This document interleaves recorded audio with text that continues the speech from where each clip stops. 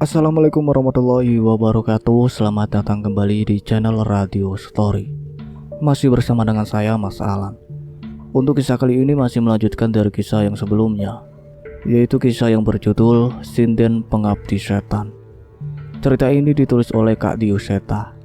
Bagi teman-teman yang ingin membaca langsung ceritanya, nanti silakan saja kunjungi linknya yang akan saya sertakan di kolom deskripsi. Sebelum kita masuk ke ceritanya, jangan lupa untuk like, comment, subscribe channel ini dan nyalakan juga lonceng notifikasinya agar tidak ketinggalan cerita-cerita dari channel ini. Dan seperti apa ceritanya? Mari kita dengarkan.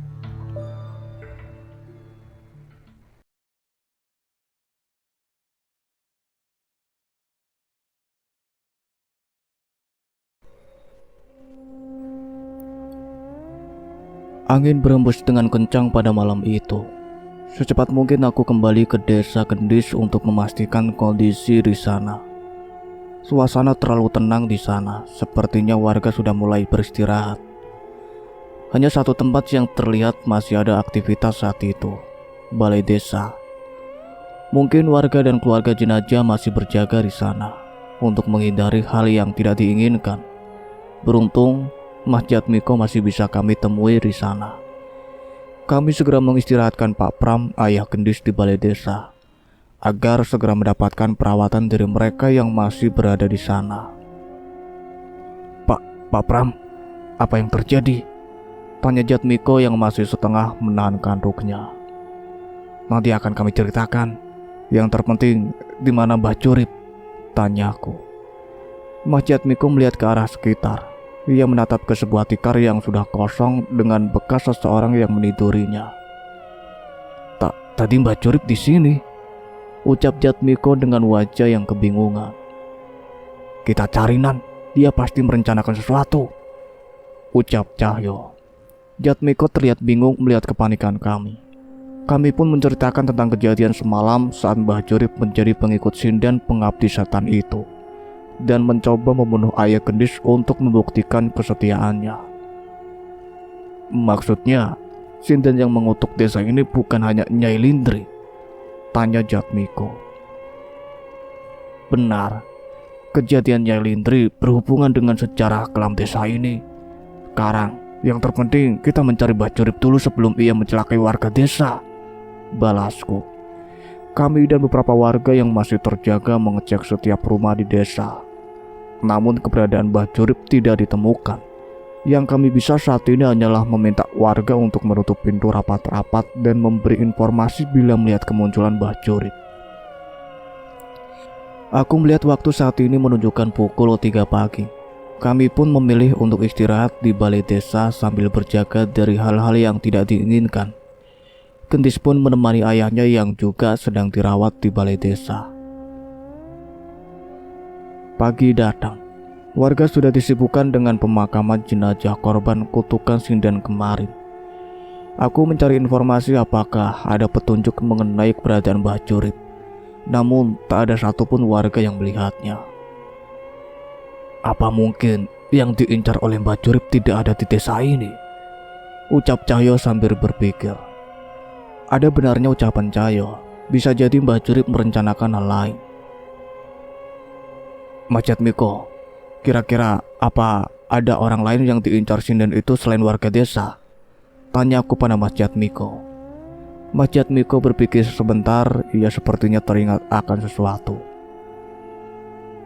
Pak Baskoro. Ia melarikan diri dari desa saat dukun-dukunnya gagal menahan kutukan Nyai Lindri, ucap Jatmiko. Mas Jatmiko tahu Pak Baskoro di mana? Tanya aku. Jatmiko menggeleng. Tidak tahu Mas, lagi pula biarin aja kalau orang seperti Baskoro mendapat ganjarannya, ucap Jatmiko dengan wajah yang kesal.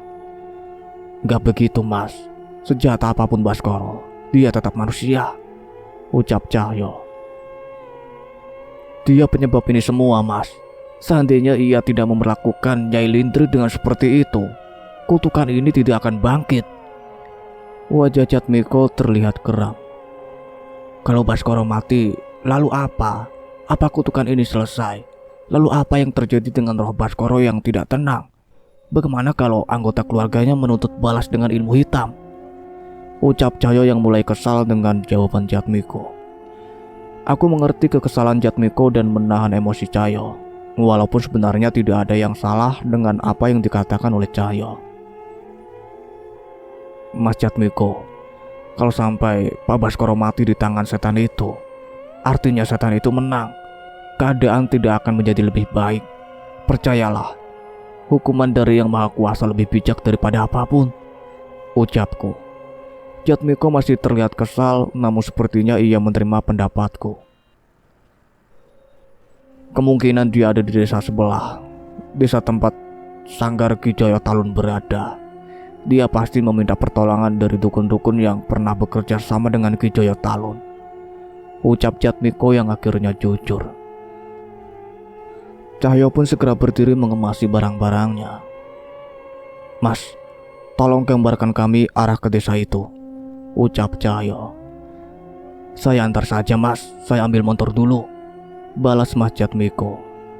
Kami menitipkan Pak Pram dan Gendis kepada warga desa yang ada di sana dan menghampiri desa tempat padepokan Ki Jaya Talun berada. Desa Tarujaya. Sebuah gapura yang cukup besar menyambut kami bertiga saat memasuki desa tujuan kami. Sebuah desa yang cukup ramai bila dibandingkan desa Jatmiko tadi. Sebuah bangunan joglo yang besar terlihat dengan jelas di tengah desa. Bangunan itu terlihat begitu mencolok dengan ukurannya yang paling besar di antara bangunan lainnya. Sayangnya tempat itu terlihat begitu sepi. Apa itu padepokannya Ki Jaya Talun? Tanya aku pada Jatmiko. Iya mas, dia dalang terpandang di tempat ini. Entah setelah kepergiannya siapa yang akan meneruskan padepokannya itu, ucap Jatmiko. Kami pun berjalan menuju tempat itu sambil sesekali menyapa warga desa yang berlalu lalang. Masih terlihat banyak bendera merah berkibaran di beberapa sudut jalan, menandakan baru saja ada yang meninggal di desa itu. Yang menyedihkan, sepertinya korbannya cukup banyak. Total ada berapa orang yang meninggal Mas Jatmiko? Tanya Cahyo. Ada 12 orang yang meninggal dalam satu malam. Mereka para anggota pementasan Ki Jaya Talun, ucap Jatmiko. Apa ada yang selamat? Tanya aku. Ada. Nanti kita akan bertemu mereka di padepokan, balas Jatmiko. Kami memasuki halaman rumah joglo yang besar dengan ukiran-ukiran kayu mewah menghiasi bangunannya. Cahyo berhenti tepat saat akan memasuki halaman seolah menyadari sesuatu. Ada sesuatu yang besar tersembunyi di rumah ini, ucap Cahyo. Aku juga menyadarinya, ada mantra yang mengelilingi bangunan ini. Mungkin saja orang-orang pintar dari kelompok Ki Jaya Talun benar-benar bisa melindungi tempat ini. Tidak hanya itu, aku pun melihat sisa-sisa serangan yang residunya masih terlihat dengan jelas di sekitar halaman. Kula nuwun, permisi. Aku mencoba sesopan mungkin memasuki tempat ini berharap ada yang keluar menemui kami. Permisi, ucapku memanggil dengan cukup keras, namun sayangnya tidak ada jawaban sama sekali. Apa tidak ada orang di dalam? Mungkin sebaiknya kita tanyakan ke kepala desa, ucap Jatmiko. Enggak mas, di dalam banyak orang. Mereka sedang mengamati kita, jawab Cahyo. Sepertinya Jatmiko bingung dengan jawaban Cahyo. Tapi aku pun menyadari ada beberapa orang yang mengintip dari balik jendela. Merasa perlu melakukan sesuatu, Jatmiko pun maju menghampiriku dan ikut mengetuk pintu dengan keras. Pak Baskoro, Bapak di sini kan? Tolong keluar sebentar, ada yang harus kita bahas, teriak Jatmiko. Tetap saja tidak ada yang menjawab panggilan Jatmiko. Sebaliknya, aku mulai merasa hal aneh saat itu. Aku merasakan ada sesuatu yang mengelilingi kami, namun kami tidak melihat ada makhluk lain di sekitar kami. Aku dan Cahyo mulai waspada, sampai akhirnya tiba-tiba Jatmiko berteriak dengan menunjuk ke arah langit-langit tempat di atas kami. Ular mas, ucap Jatmiko yang mulai ketakutan. Seekor ular besar meliliti atas langit-langit rumah dengan kepalanya yang seolah sudah bersiap menerjang ke arah kami. Jelas kami tahu, ular ini bukan ular biasa. Seseorang yang mengirimkannya ke tempat ini seperti bertujuan untuk memantau atau menghalangi mereka yang di dalam untuk meninggalkan tempat ini. Tak menunggu lama, Cahyo membacakan sebuah mantra yang selalu membuatku sebal. Ia mengibas-ibaskan sarungnya sambil mengucapkan mantra itu. "Mas, mending kita jauh-jauh," ucapku pada Jatmiko. "Kenapa, Mas?" "Udah, percaya aja. Itu ajian andalan Cahyo buat ngelawan makhluk seperti itu," ucapku sambil mencari sesuatu dari tasku. Ajian itu tidak memiliki kekuatan perusak, namun lebih efisien untuk situasi saat ini. "Mas, bau apa ini?" ucap Jatmiko yang wajahnya sudah berubah menahan bau dari ajian Cahyo. Aku tertawa sambil menutup hidungku. "Itu ajian andalannya Cahyo. Cocok buat ngusir hewan buas.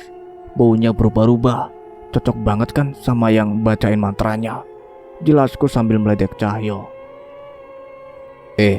Ini namanya ajian pesona kayangan.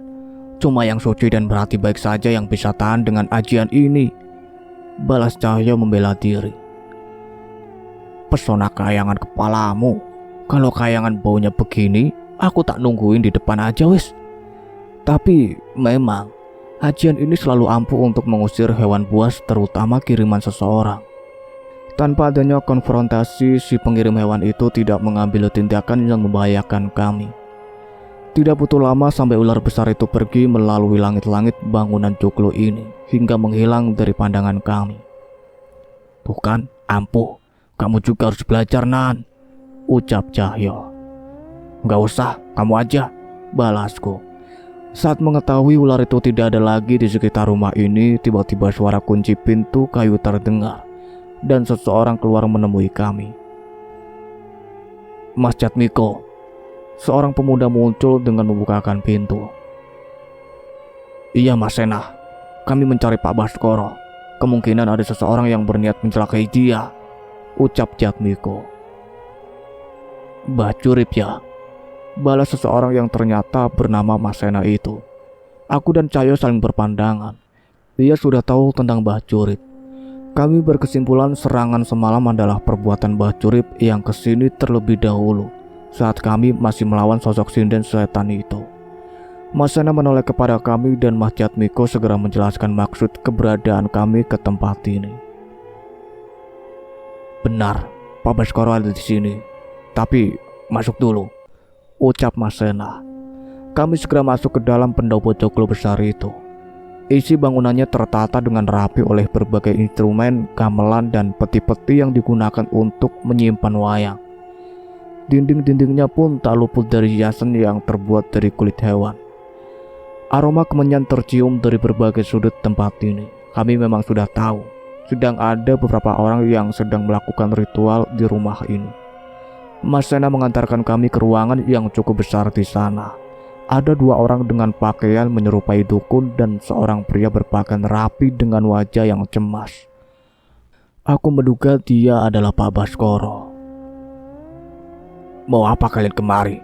ucapnya tanpa ada sikap ramah sama sekali. "Mohon maaf, Pak. Kami kesini untuk membantu Pak Baskoro. Bacurip yang sudah menjadi pengikut sinden itu pasti mengincar Pak Baskoro," jelasku. "Kalian tidak usah ikut campur. Kedua dukun ini bisa dengan mudah mengalahkan suruhan sinden itu," ucap Baskoro. Bukannya menjawab, Cahyo malah berkeliling ke kedua dukun itu dan mengintip tungku yang mereka gunakan untuk membakar kemenyan. Yang satu pegangannya kucing hutan, yang satu lumayan pegangannya gagak siluman. Tapi jelas gak mungkin ngalahin Bacurip. Apalagi sinden itu. "Wes Nan, kita tinggal aja, kita nonton aja," ucap Cahyo sambil meledek kedua dukun yang mencoba melindungi Baskoro. Jatmiko terlihat heran dengan tingkah Cahyo. Padahal sebelumnya ia tahu bahwa Cahyo yang bersikeras ingin membantu Pak Baskoro. "Kurang ajar, kalian meremehkan mereka," teriak Pak Baskoro tidak terima. "Bapak yang tidak sadar, kedua dukun itu sudah setengah mati gara-gara serangan semalam. Kalau cuma mengandalkan mereka, mending saya bantu warga nyiapin keranda jenazah lagi," ucap Cahyo dengan santai. Bocah sombong, apa pegangan kamu sampai berani meremehkan mereka? Tantang Pak Baskoro. Tangan Cahyo mengangkat satu jarinya ke arah atas. Gusti Allah. Kami pun pergi meninggalkan mereka yang terus sibuk melakukan ritualnya. Mas Sena terus menemani kami, sepertinya ia juga memiliki sesuatu untuk diceritakan. Ternyata Mas Sena lah yang seharusnya secara resmi mewarisi padepokan ini. Namun karena pengalamannya masih kurang dan masih dalam masa berkabung, segala sesuatunya masih dipegang oleh sisa anggota Wayang Ki Joyo Talun. Terus mas-masnya gimana setelah ini? Tanya Mas Sena. Kita izin bermalaman di sini Mas Sena. Nanti malam pasti ada serangan lagi. Kita baru turun tangan ketika kedua dukun itu sudah tidak berdaya, jawabku. Tapi kalau bisa jangan sampai kedua dukun itu mati Mas, pinta Mas Sena. Dia bercerita kedua dukun itu sebenarnya adalah gambuh yang memang bertugas menjaga pemain yang kadang sering mendapat gangguan. Walau seperti itu, pengalamannya masih di atas orang pintar pada umumnya. Pak Baskoro lah yang memaksa mereka untuk menjadi pelindungnya. Mereka sudah seperti saudara saya sendiri, sama seperti anggota yang lain, ucap Mas Sena. Tenang Mas, kami mengerti. Akan kami jalankan amanah Mas Sena, balas Cahyo. Kami menunggu di ruangan yang berbeda dengan Pak Baskoro. Mas Sena juga menyambut kami dengan baik walaupun kami tidak saling kenal sebelumnya. Mas Sena gak curiga sama mereka. Jarang-jarang ada orang asing yang disambut dengan baik seperti ini di padepokan ini, tanya Jatmiko. Saya ingat sama motor Vespa itu Mas, ucapnya. Aku dan Cahyo saling bertatapan. Apa Mas Sena pernah bertemu dengan Cahyo sebelumnya? Waktu saya kecil, saya pernah dianterin naik motor Vespa itu waktu di desa Kandimaya, ucapnya. Desa Kandimaya adalah tempat pertama kali aku bertemu dengan Cahyo waktu kecil. Dulu desa itu adalah desa penghasil dalang dan pemain wayang pada zamannya. Aku ingat, dulu waktu kecil Pak Lek pamer kepadaku saat menaiki Vespa itu. Namun lambat laun aku diberitahu bahwa Vespa itu adalah milik kepala desa yang dipinjam Pak Lek. Sampai akhirnya Vespa itu diberikan kepada Pak Lek karena sudah sangat membantu desa itu. Mas Sena pernah ke desa Kandimaya? Tanya aku yang mulai tertarik dengan ceritanya. Iya Mas, saya nggak mungkin lupa motor Vespa punya kepala desa Kandimaya dengan motor antik begitu. Dulu Bapak belajar wayang sebentar di sana sebelum berkeliling dan membangun padepokannya sendiri di sini, jelasnya. Aku segera ngacak-ngacak rambut Cahyo. Ada gunanya juga kamu ngerawat Simbah, ledekku.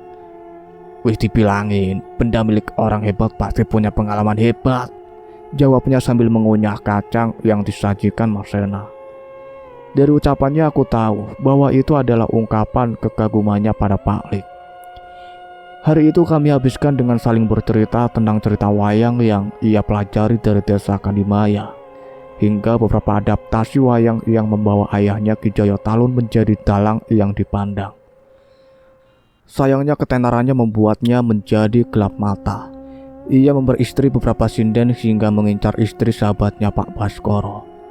Nafsu Ki Joyo Talun bertemu dengan keinginan Baskoro untuk memberi istri salah seorang penari di sanggar Ki Joyo Talun, sehingga mereka merencanakan siasat untuk memenuhi nafsunya. Baskoro menuduh Nyai Lindri berselingkuh dengan Ki Joyo Talun dan mengusirnya dari rumah agar ia bisa memberi istri penari itu dengan bantuan Ki Joyo Talun.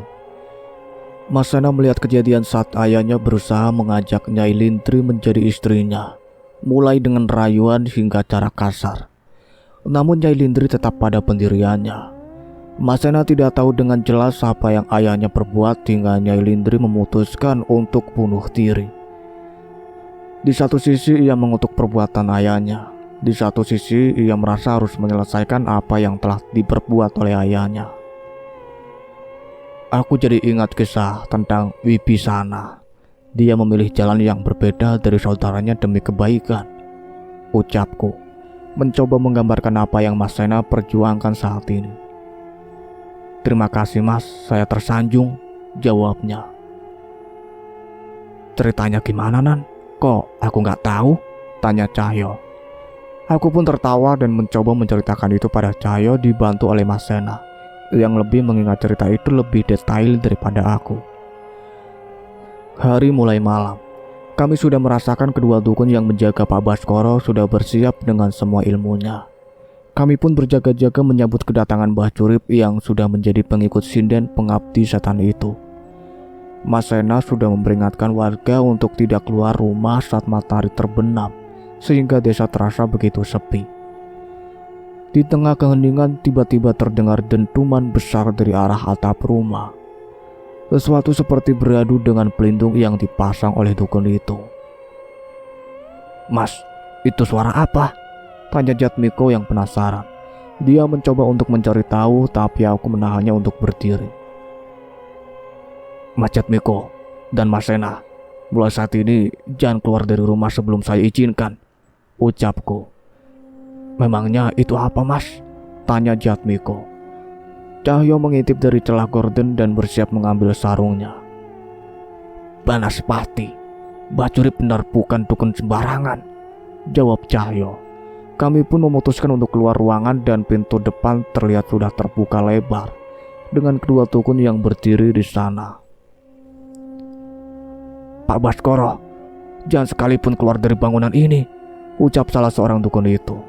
Sayangnya ia sendiri sudah terlihat terluka menahan serangan Banaspati yang menyerang rumah ini. Sesuai rencana awal, kami menunggu hingga pertarungan mereka selesai dulu baru turun tangan. Aku memperhatikan dari sisi jendela, Mbah Curip kini penampilannya sangat berbeda. Tubuhnya lebih gagah seolah mendapat kekuatan yang baru. Baskoro, lebih baik kamu keluar. Dua dukun ini tidak akan mampu mengalahkanku, ucapnya sambil tertawa sombong. Ucapan Mbah Curip benar. Itu dapat dipastikan dari kedua dukun yang tidak berani membalas ucapan Mbah Curip. Kedua dukun itu membaca mantra dengan masing-masing keris di genggamannya. Dari keris itu terlihat bayangan sosok makhluk berwujud kucing besar berwarna hitam dan makhluk bersayap menerjang ke arah Mbah Curip. Mbah Curip terlihat waspada. Ia juga mengeluarkan kerisnya berusaha membaca dari mana makhluk kiriman kedua dukun itu akan datang. Dan tepat saat akan menyerangnya, sebuah libasan ekor ular besar mementalkan kedua makhluk itu. Tak cukup sampai di situ, sosok ular itu tiba-tiba muncul di dekat makhluk andalan kedua dukun itu dan memakannya. Saat itu juga darah bermuncratan dari mulut kedua dukun yang melindungi Baskoro. Kami bersiap keluar menghampiri kedua dukun itu dan menariknya masuk ke dalam. Sudah, Mbah Curip, mengikuti sinden itu cuma akan membantumu sengsara.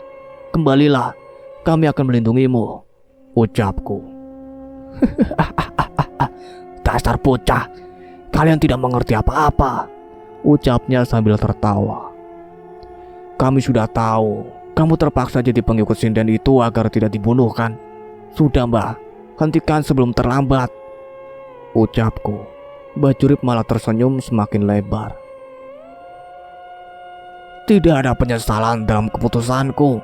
Sinden itu memberikan semua yang aku inginkan, termasuk dia. Setelah ucapan Mbah Curip, tiba-tiba muncul seorang wanita berpakaian sinden dengan dandanan yang menawan menghampiri Mbah Curip. Parasnya terlihat begitu cantik bak bidadari. Hampir tidak ada cacat sedikit pun dari kecantikannya. Kulitnya putih menawan semakin indah dipandang dengan kebaya hijaunya yang tembus pandang. Ia berjalan dengan anggun dan menggandeng Mbah Curip seolah patuh melayani Mbah Curip. Dek Lindri, itu kamu. Dari dalam rumah Pak Baskoro terkesima menatap sosok perempuan yang ia kira adalah seseorang yang ia campakkan hingga mengorbankan nyawanya. Wanita itu hanya menjawab dengan anggukan. Benar, itu Nyai Lindri, ucap Jatmiko heran. Sepertinya ia juga terkesima dengan kecantikan wanita di hadapannya itu. Mbah Curip tertawa dan memeluk Nyai Lindri dari belakang. Dengan menjadi pengikutnya, wanita cantik ini sekarang menjadi milikku. Ia sepenuhnya menuruti perintahku. Bajurip dengan bangga memamerkan Nyai Lindri yang sangat patuh kepadanya. Di hadapan Baskoro yang terkesima dengan penampilan istrinya itu, Bajurip merangkulkan kedua tangannya di pinggang indah Nyai Lindri dan mengecup bibirnya. Aku melihat wajah Pak Baskoro mulai terbakar api cemburu. Tak hanya itu, Bajurip melepas kasutnya dan memberi isyarat ke Nyai Lindri. Tanpa ada bantahan, Nyai Lindri yang cantik bak bidadari itu segera berlutut dan mencium kaki Bajurip. Dengan perempuan secantik dan sepatu ini, kalian pasti tahu apa yang akan kami lakukan untuk menghabiskan malam ini, ucapnya dengan bangga. Hentikan, kembalikan istriku, teriak Baskoro yang berlari keluar, tak tahan dengan api cemburu setelah melihat kecantikan Nyai Lindri. Istri, goblok, kamu lupa atas apa yang kamu lakukan padanya, ucap Mbah Jurip. Seketika aku mulai mengerti apa rencana Mbah Jurip. Pak Baskoro, jangan terpengaruhi, kembali ke dalam, ucapku, namun sama sekali tidak dihiraukan olehnya. Aku membacakan doa untuk menampakkan wujud asli dari makhluk yang menyerupai Nyai Lindri itu. Anehnya, itu tidak berhasil. Sebaliknya Nyai Lindri malah menoleh ke arahku dengan senyumannya yang manis. Gagal, Nan? Tanya Cahyo. Iya, apa mungkin dia beneran Nyai Lindri? Ucapku yang masih belum mengerti. Gak mungkin, Nan, jawab Cahyo. Tapi sepertinya ia juga terdengar ragu. Pak Baskoro yang telah diliputi rasa penyesalannya terus memandangi Nyai Lindri. Ini Mas Baskoro, maafin Mas ya, kita pulang, ucap Baskoro memohon. Jangan Pak, dia bukan Nyai. Aku mencoba menghentikan Pak Baskoro, namun dia mendorongku mundur menjauh darinya. Mas berikan apa saja, tapi Mas mohon kembali sama Mas. Sepertinya Pak Baskoro sudah terbawa hawa nafsu atas kecantikan Nyai Lindri. Berani-beraninya kau. Sudah Lindri, kita pergi. Aku ingin mendengar suara merdumu di atas ranjang yang bertabur bunga malam ini, ucap Mbah Jurip yang ku tahu tujuannya adalah membakar emosi Baskoro. Seketika kekesalan Baskoro tidak tertahankan. Ia berlari menerjang Mbah Jurip. Aku mencoba menahannya, namun tiba-tiba ular peliharaan Mbah Jurip menghalangiku dan Cahyo. Saat semakin dekat dengan Mbah Jurip, tiba-tiba Nyai Lindri berbalik dan menatap wajah Baskoro. Saat itu juga Baskoro mematung menatap keindahan wajah seseorang yang pernah menjadi istrinya itu. Dik, aku mohon Dik, kembali jadi istriku lagi, Baskoro memohon. Agar apa? Agar kamu bisa menikmati tubuhku yang indah ini, ucap Nyai Lindri sambil menurunkan tangannya dari dada hingga ke pinggangnya. Baskoro hanya menelan ludah melihat pemandangan pemukauan itu. Agar kamu bisa merasakan lembutnya kulit ini, Nyai Lindri mengusapkan tangannya ke pipi Baskoro dan mendekatkan wajahnya sedekat mungkin dengan Baskoro. Dan agar kamu bisa menikmati merahnya bibir ini lagi. Terlihat Baskoro sudah tidak mampu menahan nafsunya dan mencoba memeluk Nyai Lindri. Namun Nyai Lindri mengelak dengan cepat tanpa sempat tersentuh oleh Baskoro. Kalau kamu jadi setan, mungkin aku baru mau mempertimbangkan permintaanmu, ucap Nyai Lindri. Lindri, sudah jangan lama-lama. Kita lanjutkan permainan kita tadi siang, ledek Mbah Jurip. Dengan beberapa serangan, Cahyo bisa mengalahkan dengan mudah Ingon berwujud ular yang menghalangi kami, dan kami segera menghampiri Baskoro. Sebelum kami sampai ke sana, sekali lagi Nyai Lindri mendekat ke wajah Baskoro. Besok akan aku ceritakan apa saja yang sudah Mbah Jurip lakukan kepada aku. Wajah Baskoro merah padam, namun Mbah Jurip segera menarik paksa Nyai Lindri dan membacakan sebuah mantra. Seketika Banaspati yang sedari tadi melayang-layang di atas rumah mendekat dan jatuh di hadapan kami menimbulkan sebuah ledakan. Beruntung kami berhasil menjaga jarak sehingga tidak ada luka yang berarti. Namun sosok Nyai Lindri dan Bajurip menghilang dari hadapan kami. Kami mengawasi sekitar rumah setelah kejadian itu, tetapi tidak ada tanda-tanda Bajurip akan kembali sehingga kami memutuskan untuk masuk ke dalam untuk merawat luka-luka kedua dukun yang melindungi Baskoro. Kalian bisa kan membantuku mendapatkan Nyai Lindri lagi? Ucap Baskoro memohon pada kami. Tidak bisa, Pak. Kami sendiri tidak yakin Nyai Lindri itu manusia atau setan, jawabku. Tidak masalah, saya berikan apapun. Jangan sampai Nyai Lindri dinodai dukun brengsek itu, ucap Baskoro yang seperti kehilangan akal sehatnya. Aku dan Cahyo memutuskan untuk membiarkannya dulu hingga tenang sambil mencoba mengobati dua orang dukun yang terluka. Dek Lindri, jangan Dek Lindri. Berkali-kali Baskoro mengucap nama istrinya itu. Ia terus terlihat gelisah bahkan hingga saat kami memutuskan untuk beristirahat. Kami pun mencoba menenangkannya dan berjanji akan mencari jalan keluar untuk memastikan siapa sosok wanita yang menyerupai Nyai Lindri itu. Aku tidak ingat berapa lama kami tertidur sampai akhirnya kami terbangun dengan suara seseorang yang menggedor kamar kami. Langit masih gelap, namun aku tahu sebentar lagi subuh akan datang. Seseorang anggota pemain gamelan yang bertugas membersihkan pendopo bagi itu berteriak memanggil siapa saja yang bisa ia panggil. Mas, Pak Baskoro mas, ucapnya. Kami yang terbangun dengan kegaduhan itu segera berlari ke kamar Pak Baskoro. Sesuatu yang tidak kami sangka terlihat di hadapan kami. Pak Baskoro terlihat tergantung di langit-langit dengan seutas tambang yang meliliti lehernya. Sebuah kertas tertinggal di dekatnya. Dek Lindri, membayangkan pun aku tidak sanggup bila mengetahui tubuhmu yang indah dinikmati dukun sialan itu. Sesuai ucapanmu, kalau aku jadi setan, kamu akan kembali padaku kan? Cahyo yang membaca selai surat itu merasa kesal dan melemparnya. Kami kalah di pertarungan ini. Goblok, ini orang pikirannya cuma perempuan. Mau sekuat apapun kita, kalau yang kita jagain orang yang otaknya di selengkangan, begini tetap juga nggak bakal bisa selamat. Cahyo terlihat emosi dan memukul dinding kayu kamar itu. Sudah Cahyo, dia sudah nggak ada. Kita doakan dulu, ucapku mencoba menenangkannya. Mas Sena dan anggota lainnya membantu menurunkan jasad Pak Baskoro dan merencanakan pemakaman yang layak untuknya. Belum sempat matahari terbit, tiba-tiba jendela kayu di ruangan itu terbanting dengan keras.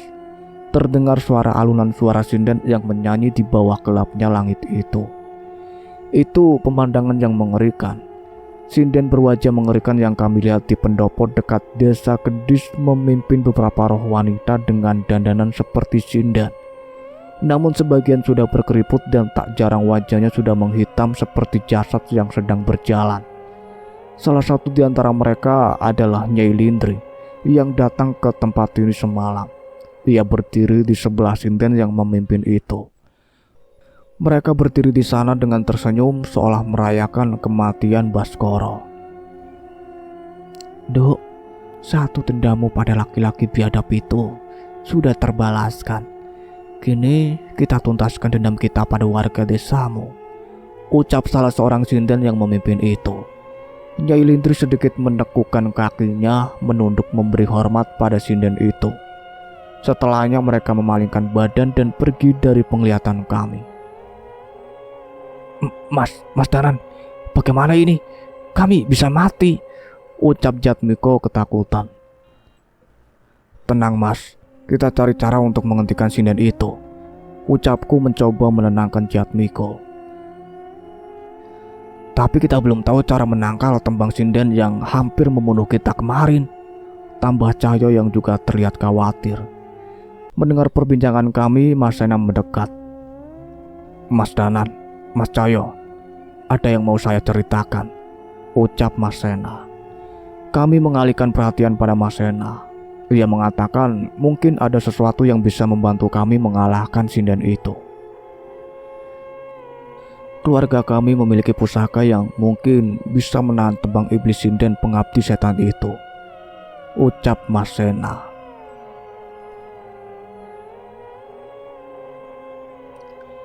Cukup sekian ceritanya sampai di sini, nantikan kelanjutan ceritanya. Saya akhiri, wassalamualaikum warahmatullahi wabarakatuh.